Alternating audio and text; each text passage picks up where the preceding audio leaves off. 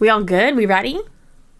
Yeah, I'm good. I'm ready. I'm ready to go. Put me in, coach. Okay. He's ready to punch Zoe in the face. What? It's fine. She's a god or whatever.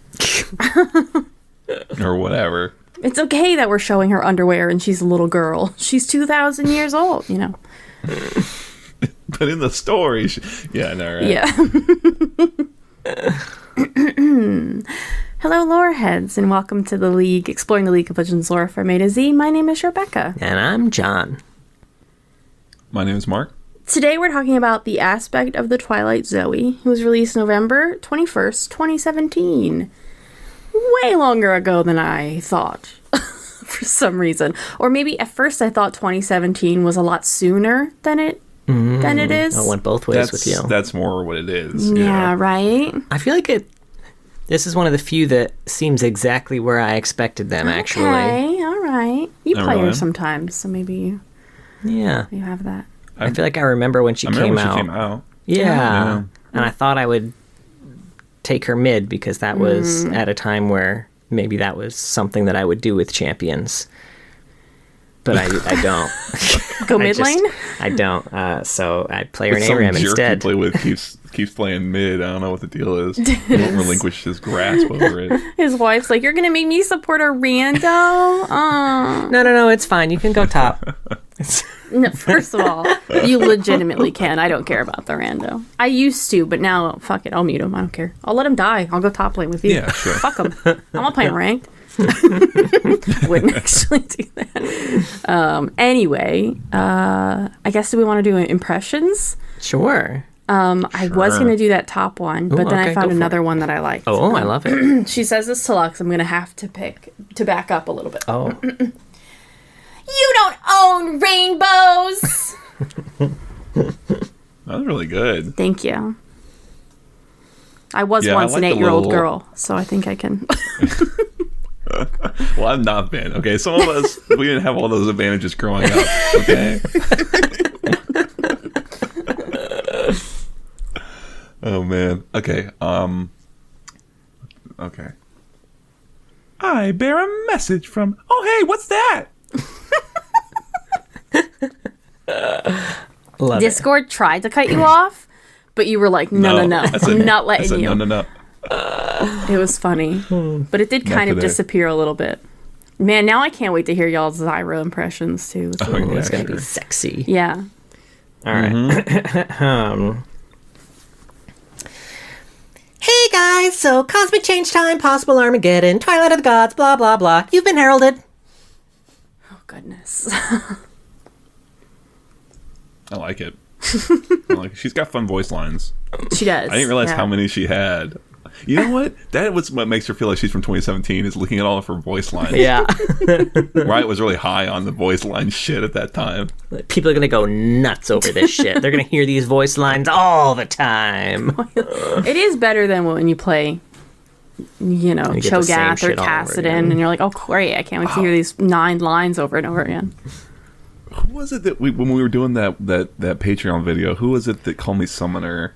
Oh, I think it might have been Katarina, right? I think LeBlanc recently called you Summoner. I didn't play Cat. Oh, Yeah. yeah. That's funny. Things like that are shocking when you don't expect it. It's like, oh man, I forgot how fucking old you are and your voice lines are. That must be very confusing her. for like new. I guess summoner names New have been on players. there for a long time. Yeah, I was gonna say new players because But even new players, I guess now they're summoner Riot names IDs now. aren't really a thing. That's really That's new true, yeah. players though. New players. Yeah. I knew he was gonna do it. Anyway, on the universe page, she has a bio and a short story, and that's it. Yeah, that's mostly all she has. So Yeah. I feel like does the website universe, does it link to Twilight of the Gods? I forget. It has one short story. No, it's Meet Zoe is the only one. Oh, okay. Yeah. Gotcha. So it does have most of her was just stuff. looking It at is it. missing probably the most significant part of her actual lore, but that's all right. Classic. Yeah. Well, I mean, I guess we'll get into it as we start talking about her, but is that really... How much of that's like Zoe versus was Just that aspects. Zoe as she? You know what? That's true. I don't want to get too much. All right. We'll get into it. I'll go through her bio. All right. So Zoe was a normal little girl in Targon. Was she in Targon? She was in Targon. Okay. Yeah, they say she was part of the Record. Okay. Oh, Record. That's right. Right. Can I say how lovely it is as we are coming to the close of doing the champions that they have literally in the bio, in the opening paragraph, she was a normal girl. Yeah. I know. In Yeah. Targon. It's so nice. This whole edit this time, for Rebecca us? just read forward. she skipped to the end and has been using that influence ever since. I love how this all It's kind of on started brand for Zoe. because I was just trying to say that Kaisa was a normal girl, and you thought that was really a funny way to phrase it for some reason. I don't even know why. Anyway, Zoe was kind of like a little shit kid. One day she was skipping away from her holy studies, and the Aspect of the Twilight took notice. The Aspect watched her get chased by a bunch of priests for over an hour and was then backed into a corner. The Aspect helped Zoe by offering her 6 objects, and they were as follows: a bag of gold coins, a sword, a completed study book, a devotion rug, a silk rope, and a toy ball. The idea being that the first 5 items could get her out of trouble somehow, but the 6th option was the wild card, and Zoe went, "Wild card, bitches!" And she kicked the ball at the priest. That's all I could think about. She is the Charlie Day of the Aspects, I think, is what I was feeling. This was all very Charlie Avatar. Kelly. Oh, Avatar? Yeah, I was thinking It's Always Sunny, but that's also... No, I meant like the whole like choosing like putting 6 objects out and having them choose. I feel like it's not something they touch on in the Avatar a ton, but like in the books they really get in it. Well, I think they do that. This is based on like some King of the Hill episode, but is that not something that is done like when they're looking for like reincarnations of like dollies and stuff like that? Oh, that's probably where it stems Objects. from if they use it in Avatar. That's interesting. Well, the Aspect of the Twilight loved that shit. Loved that Zoe kicked the ball at a bunch of priests. I guess it reminded her of her last host who joyfully ended the Great Darken War. So the Aspect opened up a portal to Mount Targon. Zoe dove in, just flipping off the priests. And that's how she became the Aspect of Twilight. She traveled around dimensions for a while and then went back to Runeterra, where apparently centuries had passed, even though it only felt like a year for her. So she did a little rewind in her brain so she could watch what she missed. This is the list we're given of what Zoe caught up on when she was gone. Among the events she witnessed were the rise and fall of the big armored meanie, Mordekaiser, the destruction of the Blessed Isles and the spooky ghost party, and the cataclysms of the war for Sparkly Rocks, and the founding of a dour new nation near the No Fun Forest. That one I didn't get. That's Demacia. I thought it was Demacia based on the dour new nation. The No Fun Forest is the tree that Rise keeps those runes in, because the trees there are all made of magicite. Right. Okay. Interesting. They're petricite. I think petricite? magicite's a Final Fantasy thing. My bad. That's Final Fantasy, dude. Does the opposite. Doesn't it like right? amplify It's magical called, shit? it's called magicite. I would assume. That's the extra fun forest right there.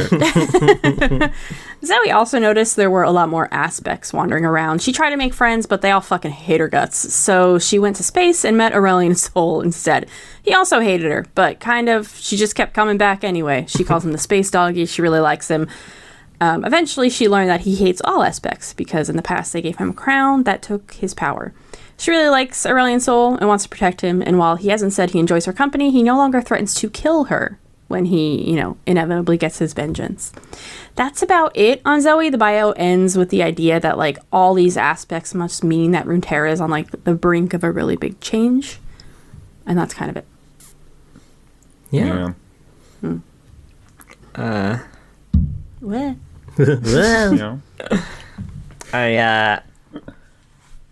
I do like they mentioned that she fucked off during her holy studies, and then she was chased around by the priests, and then they said after an hour-long pursuit she found herself cornered against the sheer drop of a cliff's edge. Like, those priests don't fuck around. Like, she just wanted to skip one class and they chased her for an hour to a cliff.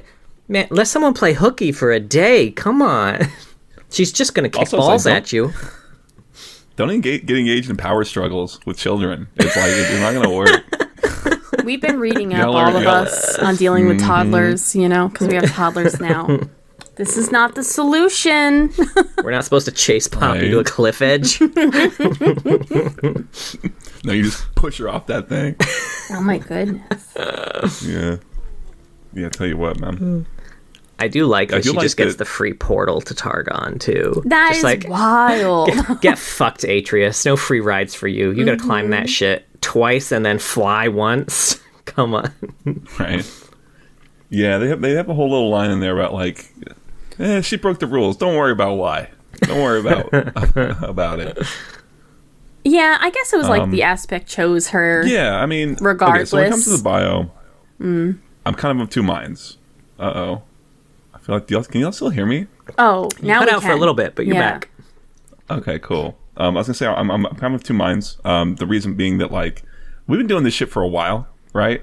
You know, we're almost done going through all the champions. I still could not tell you with, like, a confidence what, like, an aspect is. Yep. And and I think more specifically, like, what does it mean to become, like, the host to an aspect? We have examples from different champions, but it does seem to kind of vary from champion to champion. And I think for me, it kind of casts a weird feeling about having essentially what is Kirsten Dunst's character from Interview with the Vampire. Yeah, you're right. Being played for laughs, right?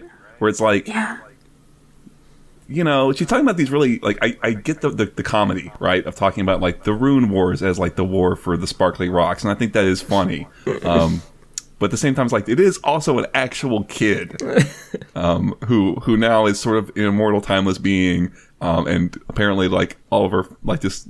It's been centuries since she was last in Targon. I guess they say she can go back in time. Maybe she can go back and see her family. I don't quite know how it works, but, like, I kind of just wish it was just an aspect. There was none of this host stuff. I think that's what would smooth it all over for me. If she was just this immortal, timeless aspect that was kind of constantly doing this shit, I'd be a lot more chill. And honestly, like, and I thought I had a better grip of it probably until Zoe. Because I feel like her short story raises some questions for me that I didn't even have before. That's also true, right? Yeah. That's also true. The short story we can talk about, I think it's complete fucking misfire, personally speaking. I'll say, just sticking with her bio, I guess, I do like the idea of, like, a childlike aspect, but that an aspect instead being in someone who wouldn't act like a child acting like a child is funnier anyway. Sure. Or if you want to stick with a kid, I know they want us to be light and funny, but the idea of eternally being a child is really fucked up and dark. Like you said, they really address it in Interview with a Vampire with Claudia. And kind of touching on that a little bit, I think that would be great. Just make Zoe's shit really dark. About how fucked up this is. She didn't sign up for this. Where are her parents? Like, kids still have feelings. Like, I know she's like a teasing and she doesn't like adults and she doesn't like rules, but, like, they still get sad and miss people in love. Like, kids aren't some weird separate being from people. Yeah. And when you read the short story, it comes off, it's like written like an alien. Yes. Yes. Again, it's hard because it's all muddied by the fact that she is an aspect, and what that means in terms of, like, how much of it's just Zoe, the original child, and this aspect of the Twilight is, like, completely up in the air. I have no idea. And like I said, in other champions, it seems to vary anyway. Like, we saw Diana, where it's like she was mostly in the driver's seat, and then you have, like, Pantheon, where Pantheon, you know, back when it was originally, like, the first time Atreus, whatever, Pantheon just took over completely. Atreus was, like, completely subsumed. So it's like, who knows, like, how much of this is the aspect, how much of this is Zoe, the character, right? And it's like, I think it's also funny that, like, I don't know the rules of this shit to begin with, so it's funny reading about this character who's like the exception to all of the rules that I don't know. You know what I mean? That's a really good point. Throw out everything you know about aspects. There's nothing. Done. I have it. It's gone already. Oh man. I think it's like it's hard because, like, I kind of wish I like her just being a light, fun character. Yeah, like, I'm with how you she's there. Characterized in the game. I love the way she's characterized in the game. I think she's like perfect. But it's just it's like all these weird details, and again, you're talking about, like, you can make it dark, and I almost feel like with this short story and some of the stuff in, like, Twilight of the Gods is a pretty serious, heavy story. It's like, is that what they're trying to do with her? Because it feels a little like out of place. She's pulled in different directions, maybe. Yeah. Yeah, you know. It is weird. Yeah, she works in game. Very cute. Very good. Does not work lore-wise. Yeah, not yet. No. I think another pass might be needed on this one. Just figure out aspects a little more. Just a little more. So there's a little more grounded rules, and then, you know, we can understand what it means to be a host, and, you know, I don't know, maybe that would, like, maybe if they just figured out that more and it was more clear for me, the reader, I would be fine with it. Because it's like I said, I like when she's talking about all this really heavy shit and is describing it, and this is like all those little phrases you just said. Yeah. It's great. Yeah, that's funny. And for like the way the bio is written, I like the storytelling of it, because like, unlike many other bios, this one definitely captures her voice, right? And you get a real sense of her character while still getting the facts, which is like, that's great for a bio. Yeah. Ooh, actually, one other thing I wanted to mention about the bio is that I think... Yeah, I don't know. I don't know. I thought it was kind of... I was trying to figure out how old she's supposed to be. I don't know. Let's see. I feel like maybe he lost us. Are you with us, Mark? Can you hear us? Oh, no. Oh, no. Hi. Can you hear us? Mark, are you there? I can now. Okay. Kind of. Kind of? Kind of. Y'all are just coming in and out. Oh, no. Is it our internet today? No, you seem fine now. Okay. This is going to be a fun video for people. Yeah. I know, I feel like saying something I can't hear. Uh-oh, now you're frozen. Sorry, y'all, for not editing this, because I'm not going to. This is the journey you're going to take with us. Go to Spotify if you don't want the video. Y'all sound like a tin can. I know, right? That's why we do have our Spotify versions of these with edits and all the bells and whistles. I like how you say that as if 99% of our listeners aren't on Spotify. Yeah, well, you know. I guess you got it. Yeah, the 1%. They got on it too. You 1%ers. You 1%ers. Here, I'm just going to refresh. Sure. Oh, gosh. Disappointed shake of his head. So how you doing? I'm pretty good. The edible's kicking in. Just in time. It always happens like in the middle of someone speaking, usually Mark, and I'm just staring ahead, and I'm like, That's it. Yeah. Okay. Hi. We'll see. We'll see. Let's see. Y'all sound better now. Okay, all right. Sorry, anyone watching the raw video. That's life. That's the sausage getting made. So, yeah, I was saying, I think this is the first time that we actually find out what the purpose of the aspect of Twilight is, because all of the other aspects seem very straightforward. You've got the aspect of the sun, the aspect of the moon, the aspect of war, the aspect of like protection or whatever the fuck Tarek is, the aspect of justice, and then you have like the aspect of Twilight, which seems like it would overlap a lot with the aspect of the moon if it was just like a nighttime thing. It's the book Twilight. But it is the book Twilight, so she's about... The aspect of the Twilight specifically serves a function as a cosmic disruptor. It's described here as... What the fuck does that mean? They are here to be the harbingers of change, much like Anivia. Okay. Sure. The Targonian They're very Anivia. different. Yeah. They should hang out. One of them is a lot more chill. Heyo. It's Zoe, surprising. Yeah, somewhere between like kind of purposefully injecting chaos a little bit, and you know, she has a lot. It's like that quote that you said, John, even where she's kind of here like to mess it, like to, like you said, herald a change, whatever that might mean. That something's coming. How many places are they going to do this? Like, we know. They've said this in so many bios and stories. Big changes are coming. It happens all the time. There's big changes in Runeterra. What are you talking That's about? life, man. That's life, man. We all change every day. And every change is big, you know? It might not be big to someone else, but it's big to you. It's big to you. And Zoe's going to be there for it. I would, you know, you could write a really funny story of someone like talking with Zoe about this and be like, well, okay, like Viego just tried to kill everybody. She's like, nah, not it. That's not even close. I hear you've got a prom coming up.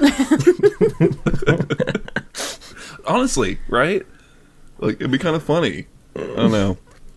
Something a little more personal with Zoe maybe could be real funny. Because I think she's such a prime candidate for like a funny, like some just funny, right? She's a very funny comedy character. Prime? Targon Prime? What? Yeah. So is that their Amazon Prime? I figured I'd throw it in there while we're talking about inconsistencies amongst. That's like some shit from like Legends of Frontera. I don't even know what the fuck is up with that shit, man. Who knows? I think Targon's gonna forever be vague and wishy-washy. It is. They can get away with it. One of my least favorite places to visit, I would say. I'm it's not very really pretty. I don't like God stories. I find them very boring, and then this is very boring. The podcast, turn it off. Yeah. We're done. Quitting right before Zyra. Could you imagine how badly we'd edge everybody? Ooh, I kind of like it. It's kind of like that's like a real like Dom play right there. You League of Lore edge. Shut up. Oh, man. Yeah, Targon. There are things about Targon. I think I like Diana and Leona. Sure. Yeah, I like that. Although I have questions there too. So that's true. Diana's aspect and Leona's aspect seem to be working in very different ways inside them. Yeah. It's true. Yeah, I don't know. I guess I'd like. What I like about Targon is that it more than many other places feels the most feels very original. I guess there's not something I can point to that's like what they took inspiration from for Targon. I could be wrong. Maybe I'm just like uncultured. In which case, whatever. That's fine. I'm an idiot. But when I look at Shurima, it's like okay, yeah, you really ripped on Egyptian imagery and stuff like Damasia, et cetera, right? Bilgewater is this pirate world, right? But Targon, I can't tell you that that's just something from the real world that they've kind of passed through the Runeterra filter. You know what I mean? That's true. And honestly, I'm fine with the aspects being inconsistent as long as that was part of them. That was part of the story. I mean, as far as Leona and Diana goes, we were just talking about them. I love the idea that Diana is in complete control and doesn't realize that maybe Leona isn't, because she doesn't know that that's how other aspects might work. And then it's devastating to think that Leona's in there not really in control of what's going on, because she seems really inconsistent as a character, and that would be a good explanation for it. But instead we get a lot of vague stuff, and Zoe I think is the least interesting aspect to me. I don't know why. Yeah, I mean Twilight of the Gods. Well, I guess we talked about that's not Zoe. Yeah, I like Twilight of the Gods Twilight aspect. The best version. It's just that's not the champion Zoe, so right. Is it 60% Zoe? Is it 80%? Is it 20%? Who can say?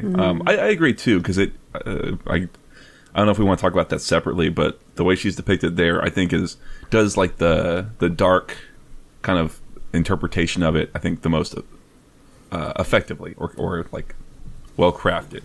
Right, where things kind of have that veneer of being silly and goofy and whatever, and then there's a very nice kind of darkness that kind of comes through at the end of the story there. Yeah, we do know that you like devastating things, Mark. You want to feel pain. I just got finished watching rewatching The Shield, man. Not this is related, but whatever. But that show is fucking great, and the ending is horribly depressing and is. It is great because it punishes its characters. Anyway, can't wait to watch it. Just kidding, not gonna do that. Yeah. I do feel bad for not watching it because I feel like it's one of the it's one of those. Right? No, I don't think so. No, it is one of Brian did. I probably told you that Brian was starting it, but it is one of those shows that I feel like anyone who has ever watched it has been like, this show is fucking amazing, and then they've tried to pitch me on it and made it sound just the opposite of anything I would ever want to watch, but. Yeah, well, but I've heard it's very good. If you like Kid Rock, you're gonna love that first episode, man. Well, now I want to watch it, Mark. He did it. He sold it. What can I say? You did the impossible. The magic words, right? Meatball with the bottom. I'm going to be honest. The first half of this conversation about the Shield, I thought we were talking about the Marvel show. Is it Agents of Shield? Oh, Agents of Shield. That's a different show, yeah. That's fine. Yeah, I don't hear... Sure, some people like that. I don't hear nearly as much universal praise about Agents of Shield. No, probably not. Brian, if you're listening... If you're listening, real quick, message me about the Shield. I want to talk about it. Anyway. I know you hear this, Brian. This is going to be a digital short, so you're going to have to respond. Anyway, I don't know if I have much else to say about the bio. I'm good to move on to the short story, Meet Zoe, which seems like something a bio would be named. Yeah. Right. And it's spelled M-E-A-T. Honey, Jesus. Censor it. It's Cut not, listener. I didn't mean it like that, though. How on earth could you have meant it? Like we had meatloaf tonight. Like, I was thinking, like, food you eat. Wow. Like, you grind her up into a burger. Your Honor. Yeah, we're talking about eating champions, right? By the way, these are both by Odin Austin Schaefer. Thanks. I'm so upset that I interrupted you saying that to say what I said. I'm not. Anyway, let's talk about this story. Sure, yeah. Meet Zoe. Say hi to Zoe. Introduced to Zoe. Yeah, it's from Zoe's perspective. She's farting around.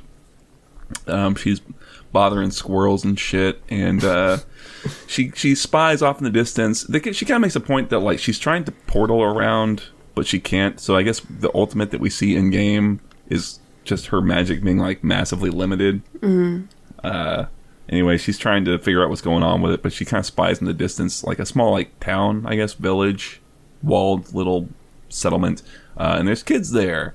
And the whole thing is kind of written, like I said, like kind of like from an alien's perspective, where she's like, oh yeah, I kind of remember what it was like to be a little kid or whatever, and she's kind of watching them play and is, sort of fascinated with the color of a girl's dress, and is kind of a little attracted, I guess, to this particularly like pretty interesting boy. quote unquote looking boy, pretty boy, yeah. And so she goes to try and start like interacting with them, and they're like, fuck, it's a spirit, because she's floating around, right? She's just like popping out of nowhere. So they run away and hide, and a bunch of guards come out, and they start throwing spears at Zoe, and she's like, well, I guess I'll just blow this place up. So she throws her cue and blows the whole fucking place up. Is that what actually happens? Yeah, I don't know. Yeah, I mean, that's what I got, was she sent a paddle star up, went around for a little while, and then she brought it back down and fucking exploded the place. Yeah, there's talks of like a crater. Oh yeah, that's right. So anyway, so once that happens, she's like, oh, I can use my portal. Oh, hey, look, I guess I'll go fart around some more. Oh, and by the way, there's a world rune around here. I wonder if anyone will find it. And then she just goes off to go do more misadventures. I don't think she killed everyone, because she was saying it would be funny if the kids found the world rune. I feel like she... The Maybe thing she is, didn't realize, she very specifically was like, they probably ran away. I don't think they both ran into a house. They didn't see any of this shit happening. Why would they have run further? That's the thing, right? Because she talked, like, it's hard because, like, it says that specifically she blew up this tower that the guards were kind of around. So I don't know, like, that's why I had a lot of trouble with this story. It's like, is it supposed to be like Looney Tunes? She blew it up, and then like they all rise, like they sit up out of the rubble with like soot on their face and like birds around their head, and they're like, Zoe. Or did she just kill everyone and she's like weirdly detached and doesn't really get what she's done? That's the way it's so written, like fucked like up. If that was it, that's great. That was my read on it too. Was like, that was my read on it too. She just murdered everyone here. It was a very Nico moment for me. Yeah, it reminded me a lot of that story, where it's like she doesn't, like I said, the way it's written, she's super detached. Like when she first sees the kids, she describes them as like, the male and the female. I was like, that is some shit an alien would say when they're looking at some species they've never seen before. Yeah. And the little girl is like, that male with the interesting, you know what I mean? So it's like completely detached from the human experience, and it's like whatever. I'm playing around. I don't realize But she's got to know that she killed everybody, right? Like, right? She did that. Like, the Zoe in this story, I don't think could be further from the Zoe in her voice lines. I feel like. Yeah, right. Her voice lines were so, like, naturally childlike, and this was not that. This was weird. Like, she knows what boys and girls are. Like, I don't understand. They existed when she was... They're not a new invention. No, she is a girl. She's a little girl. Yeah. So they call her a teen in this, don't they? Or in her bio? Bio, they say... Bio's weird. That's another weird thing I was going to mention. That's why I asked how old you think she is. Because in the bio, they describe her as a young girl, a child, and a teenager. And she's got like a burgeoning sort of like interest in boys, so that's why I thought like 12-ish. I was gonna say, that's kind of how I was imagining. That makes sense. But still, now there is a line in here. I wish I could find it. I'm like searching through to find it because I wrote a bunch of quotes. So let me see. What is it about? Maybe I have it. It was the one where she's like, she kind of remembered what it was like being a kid, right? Where it's like it had been years.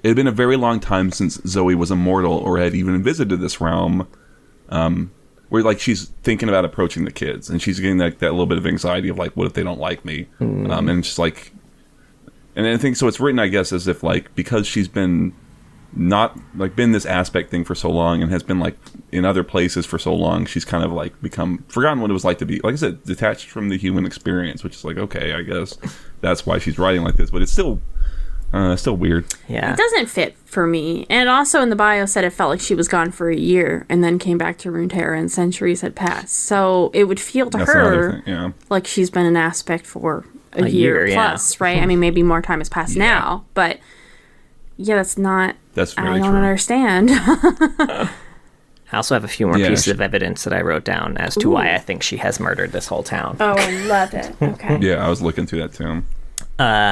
So you mentioned she's fucking with squirrels at the beginning of this. One of the things that she did was she was near it, and she said the small animal's life pattern flashed in Zoe's brain. It would live only a dozen rotations before returning its spirit, which is apparently just something she can tell by looking at you. And now when she sees the guy she's interested in, she says, the male was also interesting, but in a completely different way. She could tell his current incarnation would be short-lived, but Zoe suspected it would be amazing if he chased her. And I'm curious if, like, she saw that he was going to die very shortly, had no idea how, and then was ultimately the one responsible for it moments later.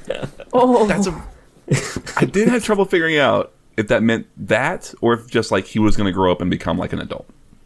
Like, his form was going to change into an adult. He's bordering puberty. She can sense it. Yeah, yes. Yeah. She smells it on him. She can He's getting back to Twilight. Hold on tight, spider monkey. The little swirl thing. I mean, there's like other ones. It's like I said, she talks about like there's a new crater, and she wonders if it will cause people to like show up. And was it annihilating? Yeah, she blows up the secondary explosion that thundered through the guards and their tower, annihilating the area into a fine dust. So even if she only blew up the tower, she definitely killed some guards. She definitely killed those guards. Yeah. Absolutely. But in her defense, they were throwing spears like Pantheon, and Pantheon's super lame, guys. Yeah, super lame. So he's so mid. But could you imagine? Actually, according to Laldl, he's so mid support, jungle, and top. You dork. But she liked the priest guy or whatever who did a spell. She thought the spell was cool. I liked that moment a lot, actually. When she was like, let's see. Yeah, assuming she was a spirit, they screamed warnings while their leader attempted a banishing spell. It was a very good spell, in Zoe's opinion, but not one she wanted. I love like just the little nod at her, at her in-game abilities there. Just like, that's cool. I'm not going to take it, but it's cool. I didn't even think of it that way. That's funny. Honestly, this whole thing is like, I think they get maybe everything except for like her powered auto in here. Yeah. which was very cool. And I liked a lot of it, actually. I liked the that was kind of the one thing about the story I liked, maybe, was the way they the descriptions they gave of her abilities were neat. First of all, the whole power disrupting her teleport, that was the one thing that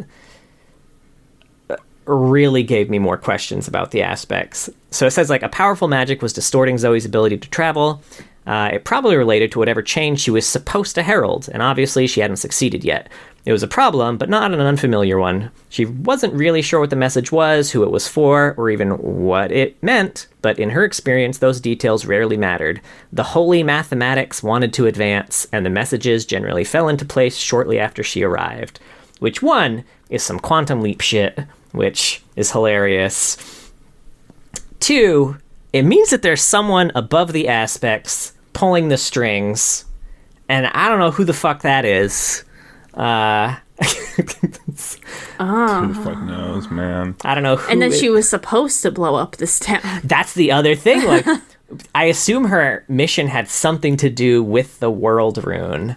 I don't know. She had to, like, uncover it for some reason. Yeah, like, maybe. Yeah. So, again, that could have been another way. To it. Yeah, like, since we don't know who's pulling the strings, like, maybe she wanted to blow it up to draw the attention of someone like Rise, who would come and collect it. Or maybe whoever's pulling the strings hates people like Rise, and it was the point was to raise visibility so other people would come try and get it. Or, like, maybe they were gonna use it, so she was gonna blow up. We all know who it is. We know who's pulling the strings. It's a pale lady. No, because this looks like it's working. That's true. This is working. Horrible block. She's gonna get you in your sleep tonight. She'll try. Don't worry about it. I wouldn't lose a fucking wink over it. So fucking neat. The other ability That's they had here, point. they said, so she cast her bubble on the squirrel because she wanted to pet it, and it didn't want her to. The small creature fell into the tired, restful sleep of the previous evening as its past spiritual and mental state overwhelmed its current consciousness. And that's such a weird fucking... Is that how the bubble... It's like a time bubble that brings you back to the last time that you were asleep? That is and just strange. makes you sleepy again? It's neat. Yeah, it's like the whole first two paragraphs Yeah. are describing her, just the feeling of her using her ultimate, right? Like just trying to get into the portal and popping back out. Right?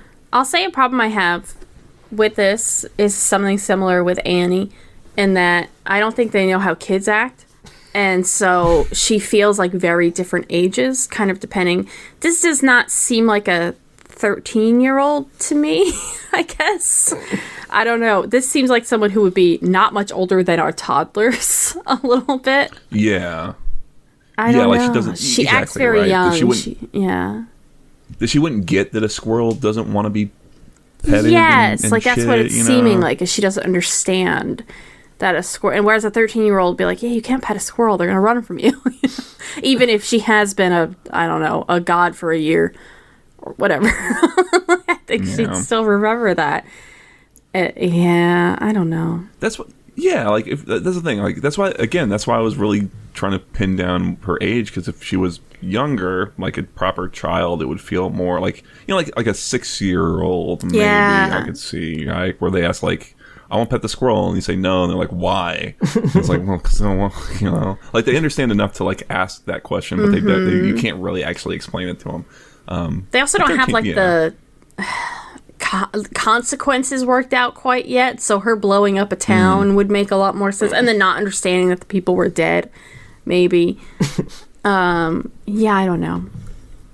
If that's supposed to be what happened, and I guess like more to the core of the issue is that like we shouldn't be having this discussion of trying to figure out, did she just kill a bunch of people? Like, it should be very clear whether she did or didn't, Which I guess my one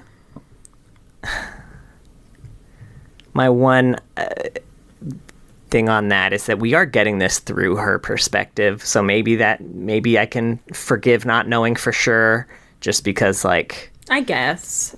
I think it would kind of highlight the fact that she doesn't really get it. It's from her perspective, but we are getting information outside of that. Like, this isn't specifically her point of view. You know what I mean? As a writer, like, that would make a lot more sense. But, like, you know, the narrator is giving us more than just Zoe. Yeah, here. And even if it's from her perspective, like, it should still be written in a way that we can understand what's happening. We see the bodies. Yeah, something like that, or not, right? Like, like if you look at the example I'd give is like, remember that Nar story where he hulked out and killed something, and then afterwards was like, oh, I gotta go put a blanket on it because it's asleep. Like, we as the reader know that thing is dead, even though Nar does not, right? So like something like that. I'm fine either. I guess I'm fine either way. I kind of prefer the more Looney Tunes solution. I think her killing a bunch of people is like tonally bizarre almost. It is. Which I love. That's the direction I want. Like I said, but like it's like I said, Twilight of the Gods, like I think works way better for like a dark direction with the chaos trickster whatever aspect thing. It's just like it was just weird to me. This whole thing was kind of like just weird to me. I don't know. And I think her using her abilities, I think in Twilight of the Gods intentionally like that, as opposed to kind of this one, which seemed like unintentional, the chaos and explosion. The intentionality in Twilight of the Gods makes her seem way more like the daughter in Everything Everywhere All at Once. Just like that level of chaos and also like vindictiveness. I like that comparison a lot, actually. Yeah, that's a very interesting one. Yeah. And she even has a quote about donut holes, which, you know, is close enough to a bagel. Yeah, I fucking love a donut right now, dude. Dude. I would eat the whole of a donut so fucking fast. Don't even get me started, man. Shit, dude. Careful, Mark's gonna eat your donut whole real quick. I need. Okay, he made it worse. Admittedly, yes. This is what you signed up for, and you knew it. Anyway, Twilight of the Gods, Graham McNeil. Yeah, sure. So I'll be honest, I didn't really reread this one for this. I just kind of re-skimmed it. I remember the broad strokes. Maybe, I mean, I assume you had, John, but like, I did. The setup is way back in ancient Shurima when the Darken, it's like during the Darken Wars, or maybe kind of near their end, as we're gonna see. Sorry, you mean the fighting of the sun-touched lovely warriors? Oh my god! Yeah, the little squabbles of the sun-touched good boys. Some blessed babies. I feel like that's what boy moms call their kids every day. Ooh, damn. Fuck you, Karen. You're a shitty kid. Yeah, it follows this guy. I remember not even remembering his name when we did this, like, originally for, like, I don't know, Nasus, I want to say. It was when we kind of got into the thick of this one. It's either Tanari or Ta'anari. Yeah, we'll go with Tanari. Tanari sounds right. Tanari, he's one of the Darken. He's called them all into, like, a big sit-down meeting because they're fucking each other up, and they were kind of ruining the world, and they're squabbling, and they were once great. But for Zoe's part, there is is she a young woman, or is she still a girl? It's impossible to tell because the Ascended's perception of people is. Why can't these characters know what people are? They're around you all the fucking time. How do you not know what a person is or what it looks like? She's frail. We know that much. That's the. Frail. They've all been people. One. Well, that was. They got vulnerable necks. The Ascended and the Aspect have all been humans, and they're around them 24/7. Anyway, sorry. It's true. He does. Yeah, she's not as strong as his host. Great. Yeah, that's all it is. She's 5 blade lengths tall. God, her name is 5 Ascended blade lengths is huge. Come on. Pretty big. Her name is it Mish? It's Mysha. So Misha, or is it just Misha? My guess is it's just Misha. In my head, I was always pronouncing it like Maisha, but I think it probably is Misha. We'll go with Maisha. I like that better. Maisha. I like Maisha. Maisha. Maisha. Maisha has been like, for some reason, kind of hanging out with this Darkin guy and has kind of convinced him to do all of this. And it's a big to-do. He gets into a big fight with one of the other Darkin, and it kind of comes out that Maisha has given him some powers that allow him to, kind of stop the other Darkin, and a big whole thing happens. Some of them are killed, some of them escape, some of them, he himself is just turned mortal again. And at the end of it, the big turn is that Maisha is kind of standing over him as he's all frail and human and injured, and is like, well, now we've got the power to deal with the Darkin. The mortals will now have the ability to kind of take their power, put them in their weapons, and I've orchestrated all of this because I am Maisha. She doesn't say this, obviously. But I'm Maisha, the aspect of the Twilight. Right? Or is it Misha? I'm not sure. Misha. My name is something.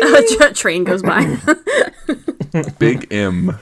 Big M. Oh, yeah. I love that. So anyway, so the setup is that Big M had sort of set everything up so that the Darkin could be put to bed, as it were. And that's why the Darkin are now in their weapons, is from this power that uses the power of the aspects and Targon and Maisha. The aspect of the Twilight did all this, which seems like way more planning and organized thought and less chaos. It's really not like Zoe at all.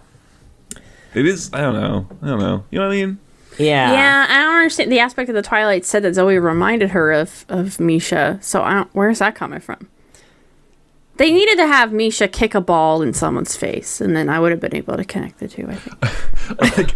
This story's super dramatic and heavy and serious, right? And Tanari is sitting there. He's giving this big monologue in front of the assembled 10,000 slave host or whatever. And I just want the Maisha character constantly interrupting his ass, just spitting spitballs at him.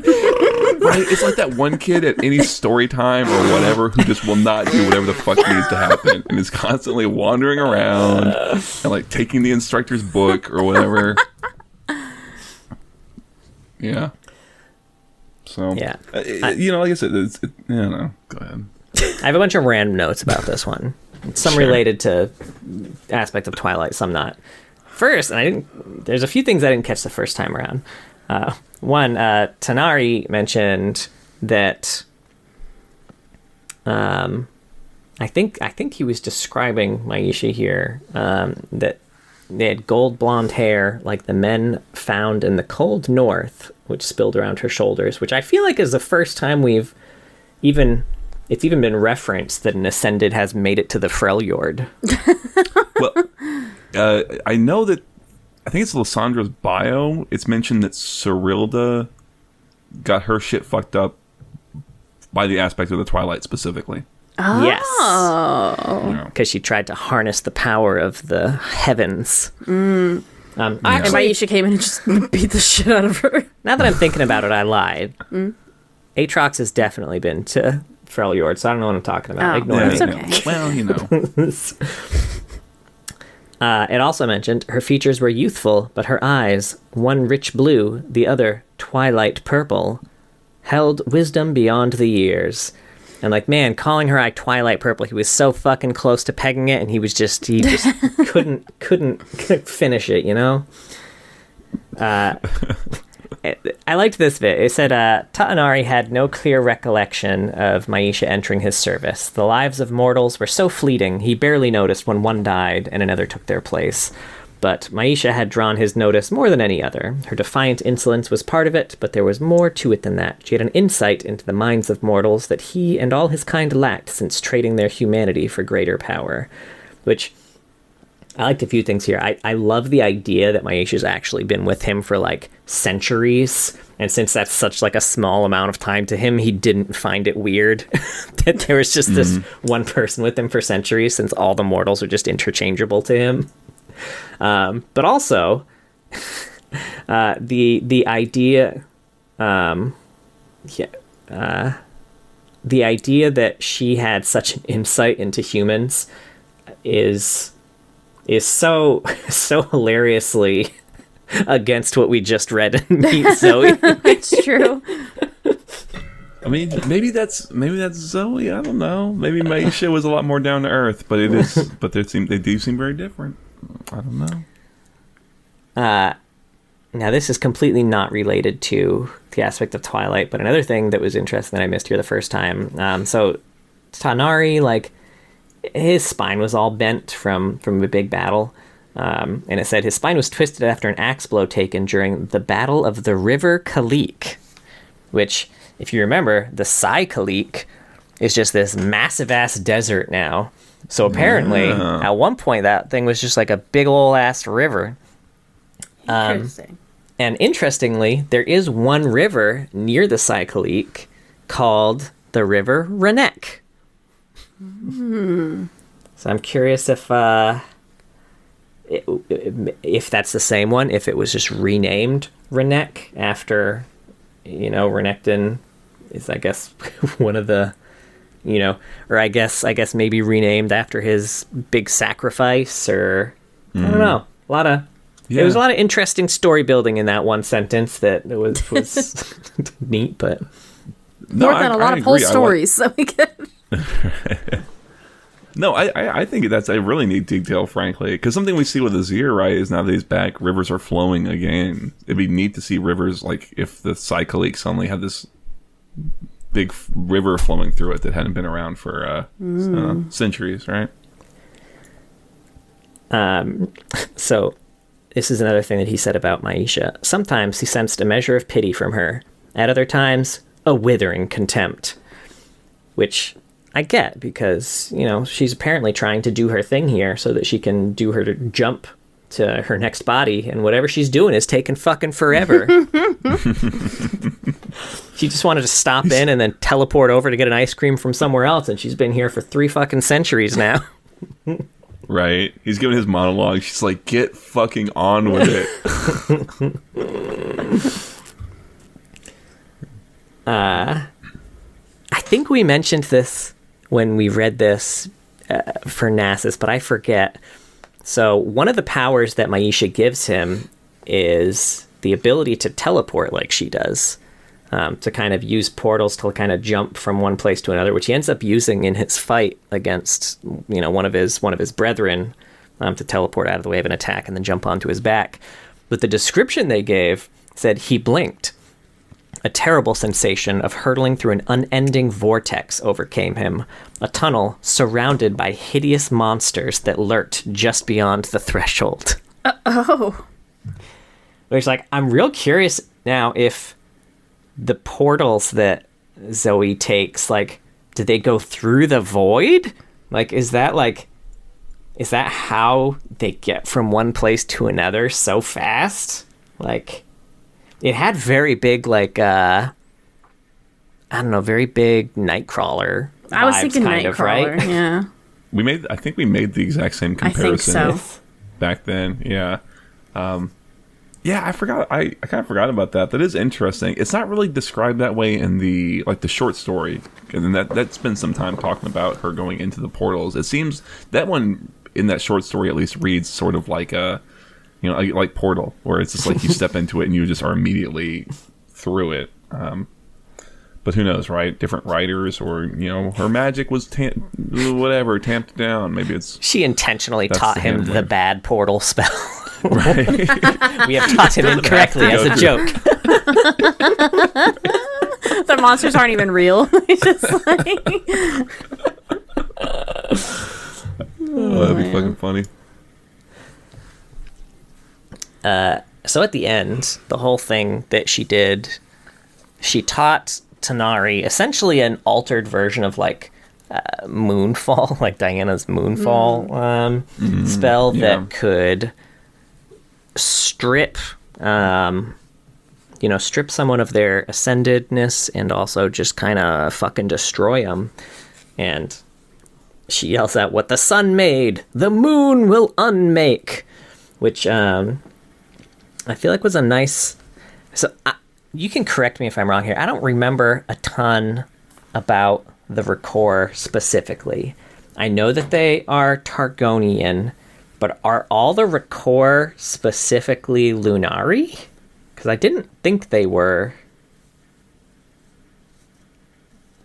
I mean, or do you mean Solari?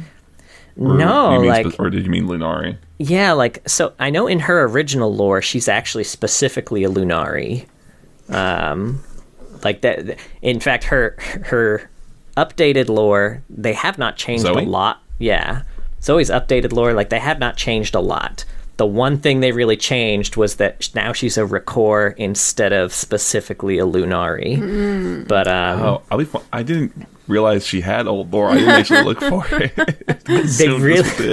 They really did not change much. The two things they changed: instead of a Record, she was a Lunari, and instead of just liking Aurelian's soul and being like, I'm going to protect you, she was very specifically protecting him from Pantheon. Oh, interesting. Just because Pantheon's a butthead? I guess, yeah. He said protecting him and his stars from Pantheon.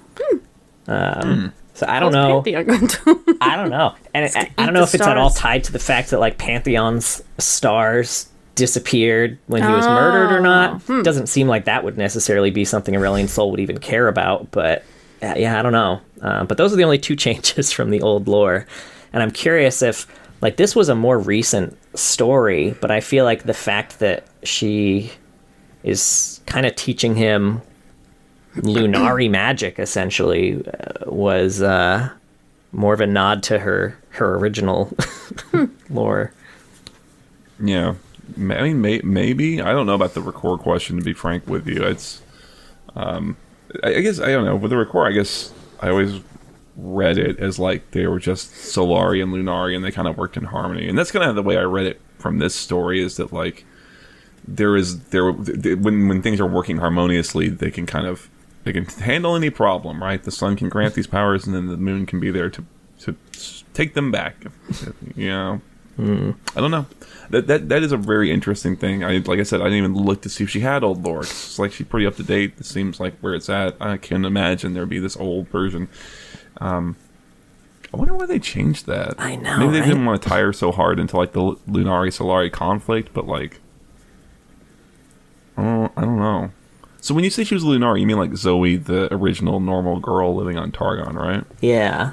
Because a lot of they were the Record priestess, and they just basically they control F'd every instance of the word Lunari and replaced it with Record. Yeah, I guess it's the Lunari as they are kind of written now don't really. I don't want to say don't exist, but they're all in hiding, right? So it's how is she going to be? It probably is it doesn't make a lot of sense to have her do that and then still give her the being chased by priests. I don't know. I'd have to read the old lore. Yeah, that's weird. The only other things I had here was, so it was, we mentioned that kind of the aspect of Twilight, Maisha gave mortals the ability to seal darkens in weapons, but it was specifically Ta'anari's 3 warrior former queens. All right, I'm going to try this. Teushpa, Solpai, and Idri-Mi. I think I did all 3 in just the worst way possible. But they're the ones that actually carry away the duty of commending their weaponsmiths to seal away the Darken under Maisha's tutelage. She teaches them how to do it. And then at the end of the story, the Chalakar, which, one of the things we didn't specifically talk about was part of this whole plan was that Maisha told Ta'anari how to find Nasus, who had been missing basically since the fall of the Sun Disk. He was still guarding all sorts of ancient knowledge, but no one had been in contact with him. So she told Ta'anari how to get in touch with him. Nasus told them how to find the Chalakar, which is Sivir's weapon. Was the weapon of, I forget her name, but, the big head of the Ascended Host. Nope, can't remember. Yeah, and, that was a big big old powerful weapon. Kind of whoever has it is in charge. It seemed like, because one of the reasons they attacked his, I guess, brethren attacked Ta'anari when he showed the Shalakar, was like, oh, I see what this is. Like, you've got the Shalakar, and now you want to lead us? Nah, fuck that. Let's fight. But so at the end of all of that, Maisha cuts open Ta'anari, now that he's a human, just kind of like slices him open with the Shalakar, rips his heart out. And now it has essentially the darkened DNA essence, which combined with Ta'anari's heart is what allows humans to craft the weapons that are tailored to trap the darken. And it is also what would later cause Sivir's blood to resurrect Azir. Sure. That one's a stretch, I think. But well, they needed some way to bring him back. Sure, this story wasn't written when that happened, but whatever. Whatever works. Right?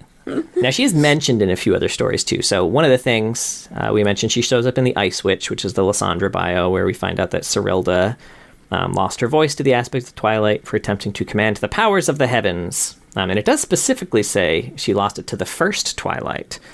Oh. So, maybe the first ever, or maybe that was just the name they were going by. Who knows? She shows up in the Darken Blade, where it's mentioned that the Aspect of Twilight gave mortals the magic they needed to seal the Darken.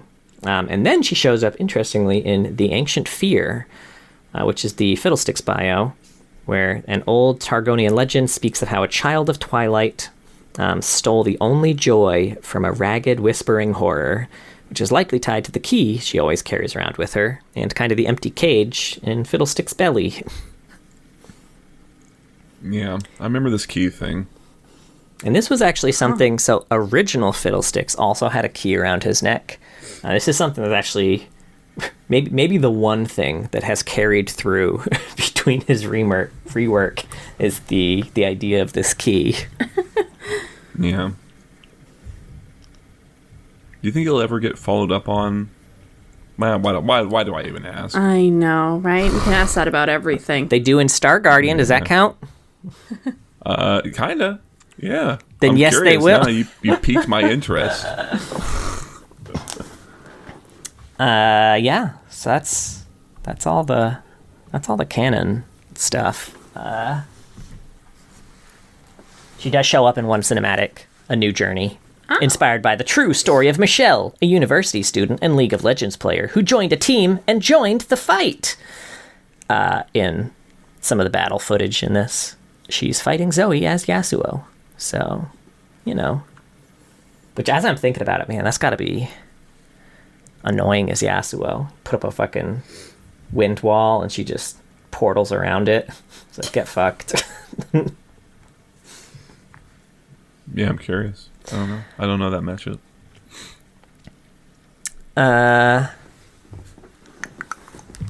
Oops. So she's part of not a ton of AUs, just a handful. However, the one big one. We'll save that one. Yeah. First, we got Project Cyberpop. In the vibrant underground of Sound City, hackers, skaters, rebels, and rogues band together away from the prying eyes of powerful cyber corporate overlords. And this is Cyberpop Zoe, which has no lore. But really? I know, right? It's not that old. I know, it's fairly new. But I guess as a fun fact on this one, her death screen features the old death recap. So, that's neat. Wait, what? Her death animation, rather. What's a death recap? You know how the old school death recap where I mean they have it now still, but you die and you can see who killed me, where did the damage come from? Mm-hmm. And just used to look different. Yeah. And part of her death animation is that it pulls up you see a death recap but it's the old school one. I thought you were saying it just used the old one like a bug or something. They just never fixed it. That would be pretty funny. Next up, we got Sun-Kissed Summer Pool Party. It's summer, baby. The sun's out, the breeze is warm, and the water's cool. Everybody's leaving their rivalries and grudges at home and bringing only swimsuits and good vibes. There'll be plenty of time for punching and yelling later. Just sit back, enjoy the music, and soak up the fun. This is Pool Party Zoe. Who let this ageless cosmic child in here unattended? This is a public pool, not some sort of ageless cosmic daycare. Okay. And there's a level up animation for this, for Legends of Runeterra. Just for the record, cannonballing into the sea after slingshotting yourself around a nearby star is 100% not a cool move. Also, just for the record, neither is getting your pal Stomper to follow you. And fun fact about this one, I'm pretty sure Zoe destroys one of Heimerdinger's brilliant sandcastles in this, according to his Legend of Runeterra level up quote. Aww. Where he's waxing poetic about his great sandcastle, and then at the end he's like, Zoe! What a bully. Right? And he just got done talking about how all he had to do was protect his sandcastles from Syndra, who had destroyed his previous ones. They're all kicking sand in his face. Get out of here, you fucking nerd. I mean, don't do that. Remember, Pool Party Heimerdinger is swole as fuck for no reason. Yes. Remember that fucking Yordle six-pack he's packing? I know, I use it every time I play Heimerdinger in ARAM. I use it for other stuff. Next up, we have Arcanist. Right outside the academy doors. Honey, we should share this together. I mean, if you wanna bring the dinger-donger in the bedroom. That's a level of trust right there. It's gone mad! Smaller than the diagram. I wasn't gonna do that to you. I appreciate it. Right outside the academy doors is a world filled with magic and danger. The professors caution the young wizards and witches to stay within the safety of the school grounds, grow their power, and study well. But where's the fun in that when adventure awaits just beyond the bend? This is Arcanist Zoe. A promising student of magic at the Arcanist Academy, Zoe has ignored the advice of her headmaster and embarked upon a grand adventure the likes of which she's utterly unprepared for. Considering her penchant for sowing chaos wherever she goes, the world might be more unprepared than she is. And this has a prestige, but unfortunately, it's back when prestige just furthered the story. We're not getting a runway prestige on this one, I'm sorry. Bummer. Having temporarily outsmarted the mad Arcanist Shaco and absconded with his precious tome of magic, Zoe's power has been elevated beyond even some of her instructors. Her instructors are extremely worried about this. Most people are extremely worried about this. And there's a short cinematic associated with this called The Unlikely Companions, where Zoe and Kog'Maw are journeying through a magical world and confront the dark wizard Shaco. It seems like Kog'Maw is attacking Zoe at the start of this video, but Zoe just finds him too cute, so adopts him as a traveling companion.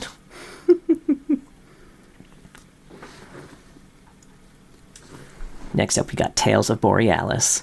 When the air grows crisp and the first snow falls, look to the sky, for Polaris will appear. Do not be afraid, for if you've been virtuous without expectation, you might be rewarded with the Aurora's blessings.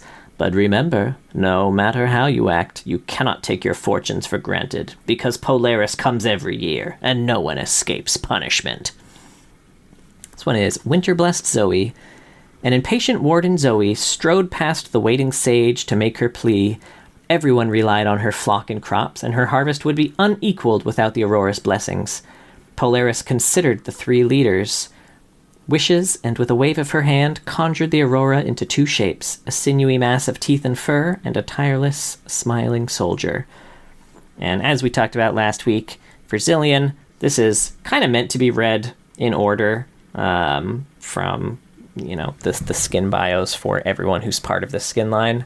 And the basic story is that Diana is the Polaris, Swain, who's a hunter, Zilean, and Zoe, who's a warden, asks for her gifts, and after hearing their pleas, she creates Warwick and Shaco for them, but they don't want to share. So they argue, and then Diana's like, fuck y'all. Winter's cruel, warmth is meant to be shared, and then she leaves and basically nods at Shaco and Warwick to be like, you do whatever you want with them, and it's implied it's not good things that they want to do. Oh. These skins are really cute, though. I like them. But the skins are real cute. They're cool. Yeah. Whew. All right, y'all, you ready to strap in? Yes. There's a lot here. All right. Star Guardian, Season 3, specifically. Ari's old squad resurfaces, changed from the events that once tore them apart, and followed by a threat beyond anything the Star Guardians have ever faced. Can the group move past old grudges and save themselves from annihilation, or will they simply be the next victims of the Twilight Star? This is Star Guardian Zoe. A member of the ancient first group of Star Guardians, Zoe's heart desired not love, but chaos, twisting her newfound power into a malignant expression of cosmic madness. After numberless eons of hunting the first stars chosen, she's finally come to Valoran City, hoping to destroy the latest generation of Guardians, as she has countless others. And she's got a magical medium, Ran. Appearances can be deceiving. Zoe's childlike air disguises a chaotic and destructive evil. Ran, similarly, could be confused for a colorful plushie brought to life. With a sparkling glimmer in its eye and a devious smile, it dreams of wreaking havoc across the galaxy. Now, there's a few cinematics that Zoe pops up in. First up is a New Horizon, which she's not specifically mentioned in, but Ari does hold up the 3 Star Guardian medallions of her last team, who were kind of beaten by Zoe, killed, kind of. We'll get to it. And then she shows up more directly in Light and Shadow, where Nico is trying to escape from Zaya and Rakan, who Zoe has corrupted, and when she almost escapes, Zoe pulls her back to where she started. They all fight. There's a big to-do. And Nico's about to give in to Zoe's corruption. But then Ari shows up to save the day. Yay! By busting through a wall and then doing stuff. I guess. It's unclear what happens after that. The cinematic ends. I love stuff. Give me more stuff and things. Yeah. I guess we can kind of assume from what happens later that Ari only actually rescues Nico from this situation. Because Zaya, Rakan, and Zoe are very shortly after this fighting the rest of the Star Guardians, while Ari and Nico are both still gone. So now we have some short stories. First off, the Twilight Star. Lux's crew is hanging out with Misfortune on a playground when they're attacked by Zoe, which is actually interesting because Ari isn't here because she's busy locating Zaya, Rakan, and Nico, who are also being bullied by Zoe at the time. So Zoe is an efficient bullier across all planes of existence, just bullying people from everywhere all at the same time. They do manage to fight her off for now, though. She just kind of seems like she was toying with him anyway. I was going to ask, is this sort of like this is like the first boss fight, right? Yeah. And then we have Star Call, where she's, again, not in this, but Ari is hella jaded about joining with another team of Star Guardians. Lux is like, oh, you're really good at this. Like, we should join up and be a big team of Star Guardians. That's what being a Star Guardian is all about, teamwork and sisterhood. And she's like, no, it's not. Oh, okay. She's like, but it's our destiny. And she's like, fuck destiny, get fucked. And then just walks out. Because, this is her second team. Lux doesn't know that this is her backup team, and her original team all died under her watch. I guess not all died. Misfortune was also part of her original team, but most of them died. It happens. It happens. More often than, you'd think with Star Guardians, I guess. And then we have Twin Stars, where she is directly in it. Zoe is attacking Valoran City with Zaya and Rakan. Kind of, Zaya and Rakan seem to just be there for distractions, really, because Zoe's literally bringing down stars and comets and shit onto Valoran, and Zaya and Rakan are kind of bantering with the Star Guardians, so I don't feel like she needs their help. This is just for funsies for her. She doesn't even need them at all, it sounds like. No, not even a little bit. In fact, they end up being way more of a liability than anything. She should not have brought them. So Lux's team and Ari's new team, minus Ari, fight them with a little help from Akali and Kaisa, who at this point are small children. Weird. Yeah. Okay. It's also seen in this story that Zoe and Syndra can go toe-to-toe with each other, which seems bonkers to Miss Fortune because Miss Fortune has fought Zoe before and saw Zoe kill like her whole team other than Ari. And Syndra's just a Star Guardian who happens to be on their team. She's like, the fuck? How strong are you? They don't know much about Syndra.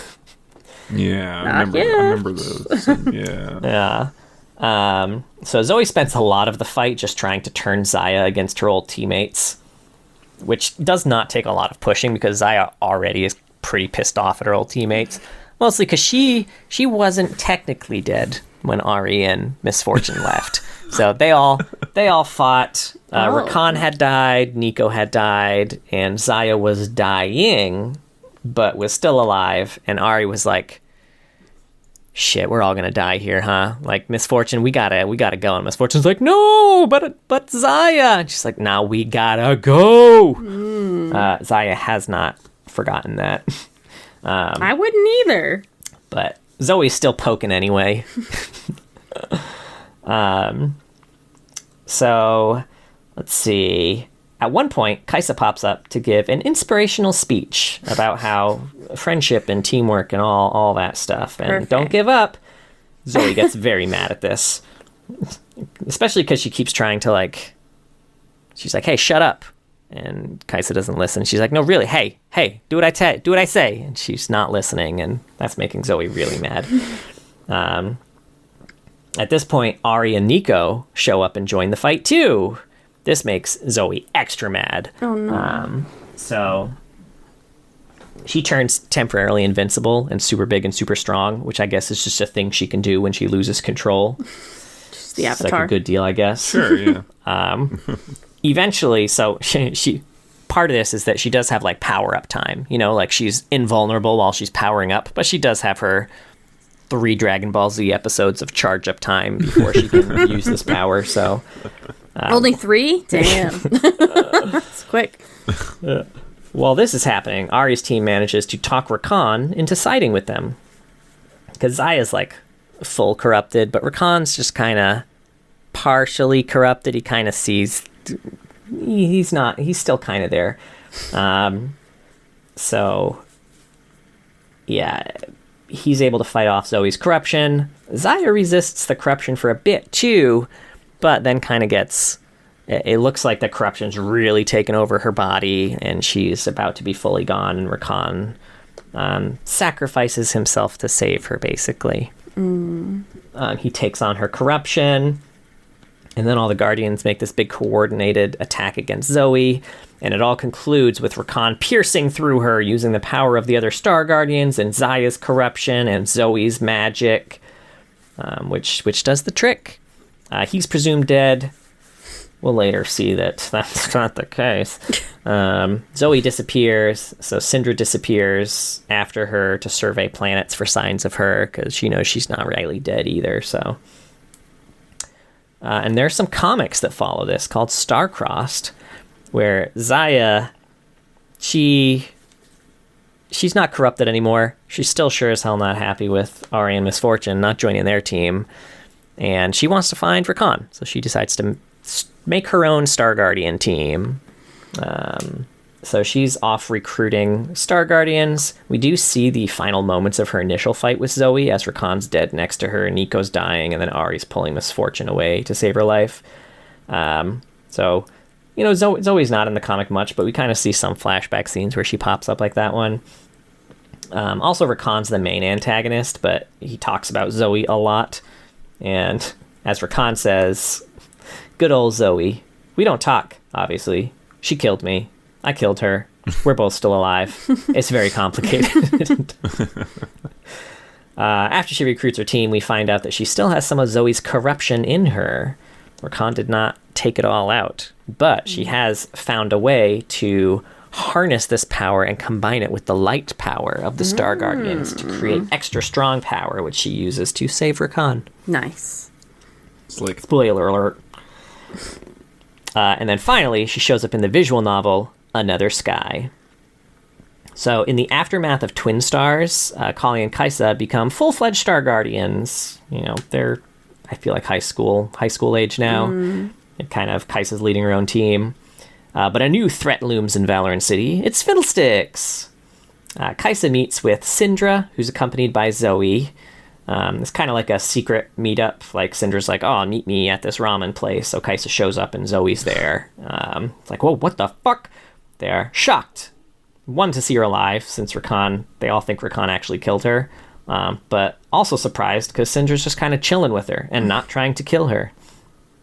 Syndra explains that they are temporarily working together to face a mutual threat, Fiddlesticks, who has been targeting Star Guardians since Syndra and Zoe's time, which, as you remember, they were the first team of Star Guardians, so it's been a while. And now, Fiddlesticks has just become too powerful for either of them to confront alone. So Syndra proposes joining forces with Kaisa's team to eradicate Fiddlesticks once and for all, which is a plan that Kaisa's like, yeah, cool. Now, Akali, who is best friends, maybe girlfriends. I don't think it's ever actually specifically. I'm going to go with girlfriends, though. It seemed kind of much closer to that in the stories. Kali was eavesdropping the whole time and is pretty pissed because, they were both there when Zoe destroyed their home. So she's got some strong feelings about Zoe. We find out that Syndra's original team included herself, Zoe, Akshan, Gwen, and Harp. Just the random not. You're never going to believe this. Harp did survive. And Bill. He was there too. So Harp succumbs to the fate of all Star Guardians, which is falling as dictated by the first star. And I feel like they never 100% define what this means. Yeah. But if she succumbed to the fate of falling and then became Fiddlesticks, then maybe I don't know. That's what falling is. You just get hella corrupted. Who knows? So the whole reason that Zoe was killing and resurrecting Guardians was to basically annul their contract with the first star and thus avoid falling. So I guess just you're still corrupted, but not that much. She's a hero. She's a hero. Fiddlesticks ends up launching an attack on the city, catching the attention of Syndra and Zoe, so they engage it in combat. They're assisted by Kaisa and her team, who, despite lingering doubts about trusting Zoe, must set aside their differences to defeat the common threat. Now, Fiddlesticks teleports the Guardians to its chaos dimension, where it wields its peak power. So, despite their relentless attacks, the Guardians struggle to gain any upper hand until Akali notices a Star Guardian familiar trapped within Fiddlesticks' cage-like form. In a fierce battle, the Guardians focus all their power on freeing the familiar, eventually defeating Fiddlesticks. Now, from the remnants of the monster emerges a girl, immediately recognized by Syndra and Zoe as Harp, their fallen friend. Zoe tearfully apologizes to Harp for failing to save her. Harp also apologizes for believing she could kind of continue on after falling. Syndra reveals to the group that Harp was the first Star Guardian to fall, leading to her transformation into Fiddlesticks. But now Harp begins to fade, so she reassures Zoe of their everlasting friendship. And with the threat eliminated, Zoe thanks the Guardians for helping save her friend and leaves, but she does promise to return and wreak more havoc. After that whole event, there's a few epilogue scenes in the thing. The first one is directly after Twin Stars, before basically the whole visual novel starts.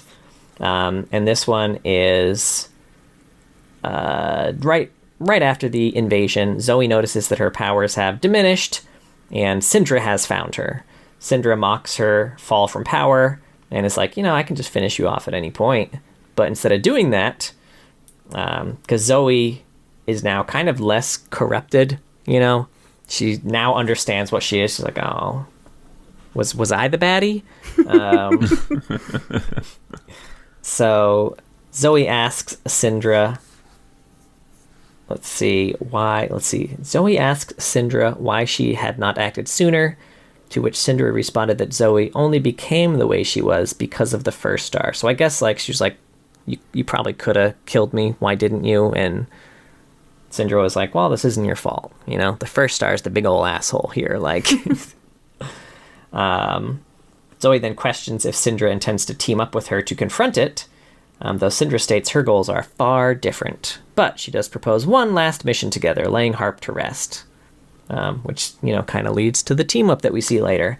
And then the second epilogue act is after the whole fight and everything. This is Zoe reflecting on Harp's last words at the Winter Festival. She contemplates destroying the city once again, as she had done once, but then she was stopped in her thoughts by Rel, one of the other Star Guardians who exists here. Rel, who never actually met Zoe, was kind of oblivious to who she was talking to. They had a great conversation. And throughout the conversation, Zoe just becomes less mad. She's, you know, just like enjoying the conversation. And she's like, okay, yeah, all right, I'm cool now. And then she leaves and then promises to kill Rel last next time she comes back. So she's basically a good guy now. Yeah, for sure.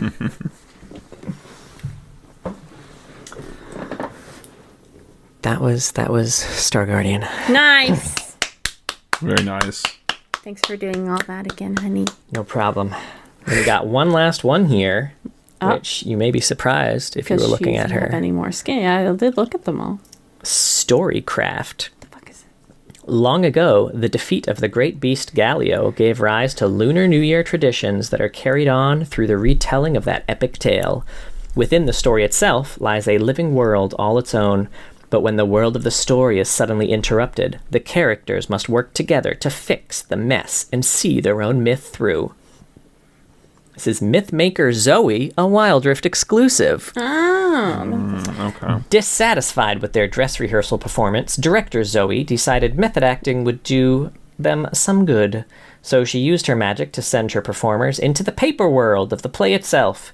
She's now too busy running from her annoyed actors to do much directing, but she's more than pleased with their newfound vigor. That's fun. This was cute. I got some fun facts for you. You want some fun facts? Sure. Of course. Zoe is voiced by Erica Lindbeck in League of Legends and Legends of Runeterra. And Talia, Morgana, and Coven Morgana are voiced by the same lady, and the Golden Sister from Legends of Runeterra, also voiced by her. Holy crap. Oh, wow. It's a range. Right. Doing that work. Yeah. I know. I was going to say Zoe and Morgana. just specifically, like, very, very different sides. Just got to think for aspects, I guess. I'm an aspect man myself, you know. Every time. I multiple times mistyped aspects with 2 S's when I was, and it wasn't like I was on my phone and I messed it up. And like, no, I was fully typing. I mean, I guess to be fair, there's some cheeked up aspects out there, so. During development, she was called Mirror Mage because some of her early concepts incorporated mirrors from that portal jumping. Interesting. Zoe's in-game teaser would spawn a sleepy trouble bubble on both Summoner's Rift bases at the beginning of the game. I don't think I was playing then. Right, that was like... that. Yeah, that was... 2017, we had just moved back east, really. Yeah, I was going to say, depending on when it was, we might have been on the trail. That's true. During development, Zoe looked stranger and more mysterious. Apparent age jumped around a lot between 8 and 20. Odin Austin Schaefer, whose summoner name, by the way, is Warg Bobo, argued strongly for her to appear older or younger, since her looking halfway between might be problematic. So in the end, Zoe's physical features were disproportionately designed, much like Annie, to show her detailed expressions and have her character read more easily as a child. During development, one of Zoe's passives was similar to Corky's old The Package, rest in peace. Zoe would bring a giant water balloon into a fight that could flood a section of jungle and put multiple enemies to sleep. Interesting. Zoe was likely born between 1550, or I guess, between 1,550 and 1,400 years ago, between the Darken War and Mordekaiser's second reign. However, barely a year has passed for her, so she remains physically and mentally a young teenager. All right. And she likes eating chocolate mooncakes. Who doesn't? She also likes butterflies, unicorns, and watching the end of finite realities. So unicorns exist. Mm-hmm. And it's... Look at the Stellicorns. I was going to say, they kind of... Although apparently unicorns, too. Different. They've got Stellicorns and unicorns, I guess. Her scarf is knitted from the wool of an urbach. What the fuck is that? Something with wool.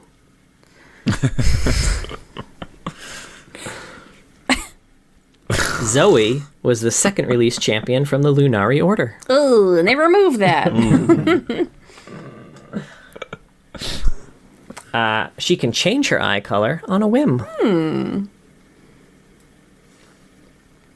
As both a trickster and a herald, many of Zoe's lines have double meanings, including the word sparkles, and can be broadly interpreted to mean many things. Jared Rosen rates her as one of the most knowledgeable known beings in the universe, just behind Swain and Aurelian Soul. Swain knows? I guess he's got the demon, huh? That makes sense. Yeah.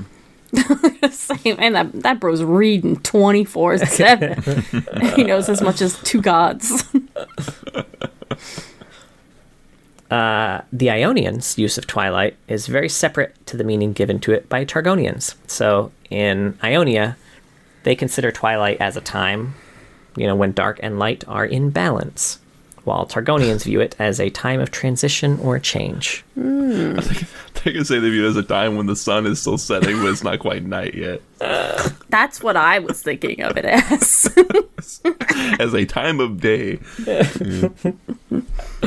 Demacians view it as the greatest fantasy YA novel ever made. Yeah, until New Moon. Come on.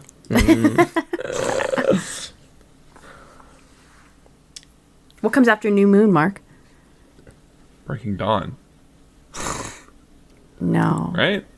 Does it? I don't know. God, now Eclipse? I'm lost. Yeah, Eclipse and then Breaking Dawn. I was like, I think Breaking Dawn's the last one. Whatever, I don't totally remember. Whatever. John pretending like Oh he doesn't no, know. I've lost all my cred. Now, her being responsible for the fate of the Darkens was described by her narrative team kind of like her violating a prime directive. So giving the mortals the power to defeat the Darken gave her plausible deniability. Like, hey, I didn't do anything. The mortals did it.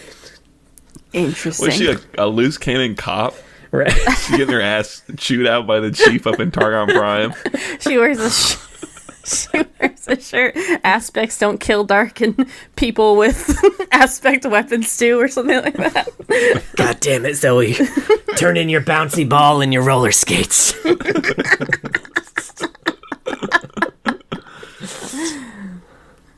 Look. She is the first heterochromic character. Heterochromic character. Jesus, it took me a while, but I got there. Not counting Bittersweet Lulu. What does that mean? Just two different color eyes. Different eye colors. Oh my god, I forgot. This trait is preserved in all of her skins, thanks to the players, because it wasn't originally in Cyberpop, but then they pitched a fit. So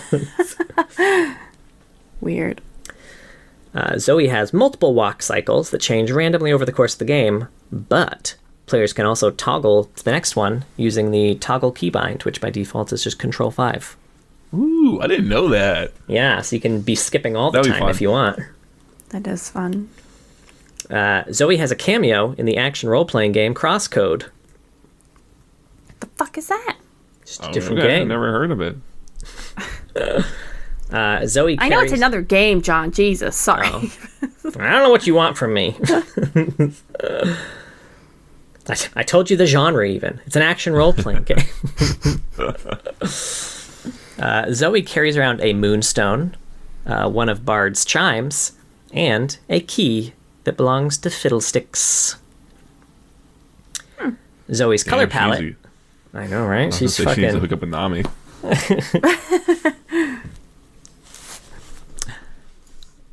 Zoe's color palette drew from several existing Targonian champions. She's got golden hair from, or she doesn't have golden hair, but the color palette being the golden hair from Leona, blue clothes from Diana, silver tones from Tarek, and colors of the sky from Aurelian Soul.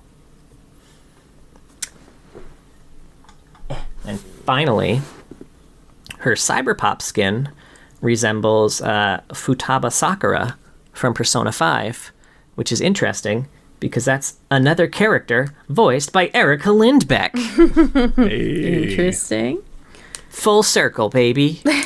You think they were like, hey, while you're here, is there any characters you voice who would be a cool skin?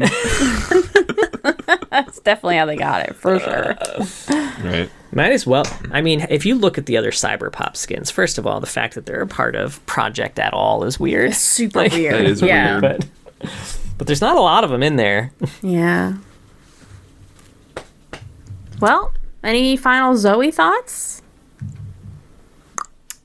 I don't know. I feel like you could just write a really. She seems like a really good. What am I trying to say? It's been a long episode. You could write she seems like really primed to write a simple, funny story. And I kind of wish that she just had something like that. Yeah, that would have been nice. Pick a lane. Yeah, sure. Yeah. Okay. Damn. I think that's appropriate. Yeah. Well, that was Zoe, everybody. Thank you so much for listening. We have a Twitch, twitch.tv/loreheads. We will be live there this coming Wednesday. This is going to be posted on Monday. So Wednesday, I said twitch.tv/loreheads. Wednesday, 9 p.m. EST is what we're looking for. We are going to be live streaming our Zyra episode, our last champion episode.